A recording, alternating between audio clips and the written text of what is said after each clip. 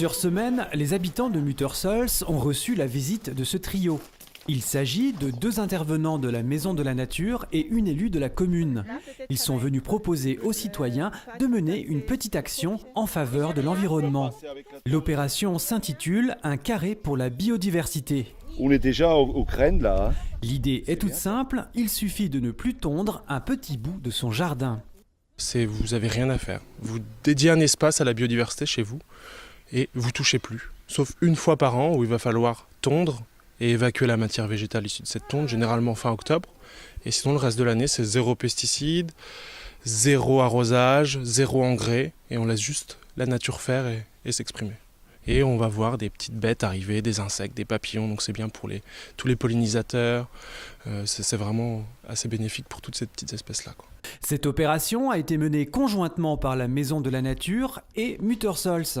Elle est venue compléter une démarche de la commune qui s'est engagée à ne plus utiliser de pesticides pour l'entretien de ces espaces verts. L'objectif de cette opération, c'est de prolonger une démarche communale qui a été mise en place il y a quelques années par la commune et qui est la démarche 3 libellus, c'est 0 pesticides sur la commune, et c'est de prolonger ça au niveau des citoyens, des habitants de Muttersholz. Et au passage de préserver la biodiversité qui est peut-être des fois un peu mal lotie au milieu de nos communes alsaciennes. L'opération a été accueillie favorablement par la population. Certains y ont vu une initiative citoyenne, d'autres l'ont fait par curiosité. J'ai pensé pourquoi pas. Moi-même je vais être peut-être étonnée de ce qui va pousser. Donc voilà, c'était un peu la surprise de ce que ça va donner. Et aussi pour mes petits-enfants, et voilà. Ce que je trouve intéressant, c'est de se lancer dans une initiative citoyenne simple, c'est-à-dire de ne rien faire ou pas grand-chose sur un espace naturel pour voir ce que ça donne et retrouver en fait la biodiversité originale. Pour aller encore plus loin, il existe d'autres solutions qui favorisent le retour de certaines espèces au centre des villages.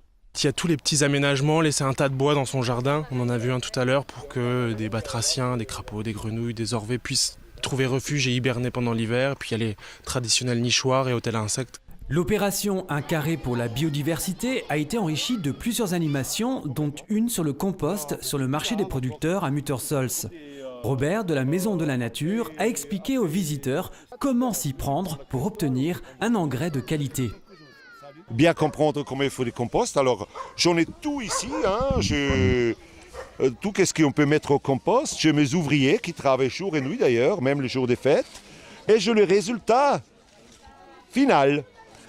Et ça, j'explique aux enfants, aux adultes. Et après, on a un petit peu d'été pliant. Ils plantent une graine, ils partent avec. Et en les plantant, je pense qu'il y a aussi une graine qui reste à l'intérieur des enfants pour qu'ils s'en fassent plus grands, qu'ils peuvent faire des bons composts. Un carré pour la biodiversité a fêté ses 2 ans en novembre 2017 autour d'un bol de soupe, toujours au marché des producteurs. Les signataires de la charte ont été invités, tous sont satisfaits de s'être engagés dans cette opération. C'était pas du tout une contrainte, bien au contraire, puisqu'on n'a pas besoin de tondre. J'ai délimité un peu la parcelle pour quand même montrer que c'était un endroit préservé.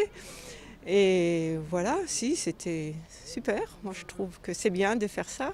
Je dirais aux personnes qui ne sont pas forcément convaincues que c'est un plaisir de sortir derrière dans son jardin et de voir dès le mois de février les insectes voler, d'abord les bourdons ou les abeilles solitaires et puis ensuite des papillons. On a jusqu'à 7 à 10 espèces de papillons par an. À ce jour, 30 foyers de Muttersholz ont signé la charte, ce qui représente 5500 m² dédiés à la biodiversité sur la commune. Le concept a par ailleurs séduit des habitants d'autres communes d'Alsace centrale. Voilà.